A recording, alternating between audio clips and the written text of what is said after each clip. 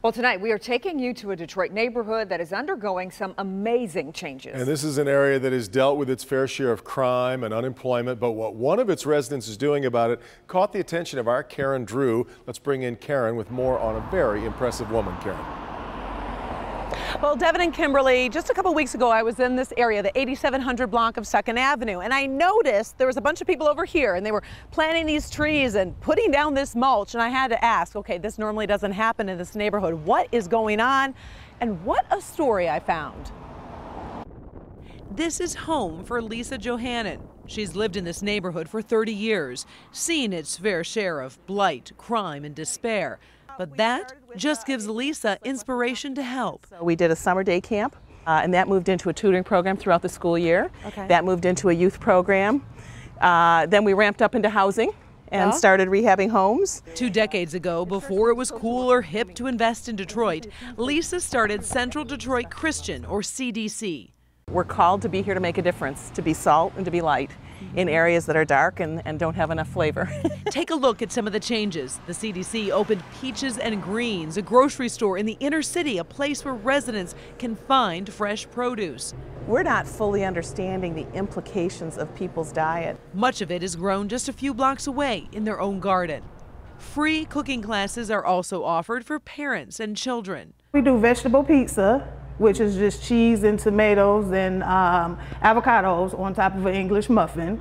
We do things like that. We do smoothies. Wow, what a beautiful home. The CDC is also buying many of the abandoned buildings and rehabbing them. This home will turn into a counseling center for families. There are 20 other homes the nonprofit has purchased, rehabbed, and rented. We saw the number of vacant homes in our neighborhood quadruple. And so it becomes a place of last resort instead of a place that people want to live in. And so we're trying to flip that paradigm so that this becomes a neighborhood of choice instead of a neighborhood of last resort. Parks have been built, basketball courts and gathering areas, all with the intention of neighbors taking care of neighbors.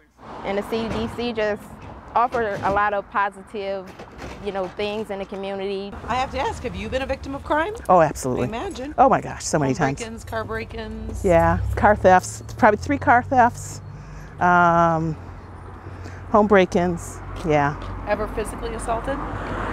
Once, yeah. Guy put his hands around my neck and pinned me against my car.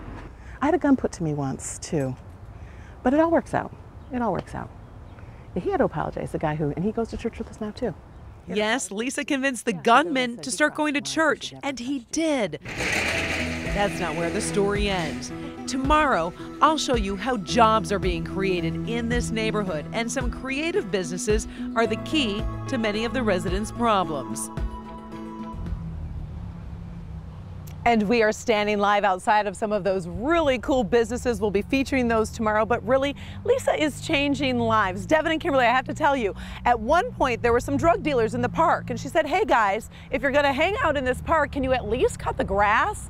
And they actually did. So she's really changing lives and has such a story to tell. Back to you. That's audacious, isn't it? I'm curious though if her family ever wanted to move out of the neighborhood, if they ever just said, look, that's enough. I did ask her that, and it did get to a point where her husband was worried. I mean, they were victims of crime, and they had a family meeting. They sat around there with their kids, and they said, what do you think? Do we stay? Do we go? And the children are the ones that said, nope, we're not giving up on Detroit. We're going to stay here. And they have done that and really are making a big difference. A real difference maker, you bet. All right, Karen, what a story. Yeah, that's a great story.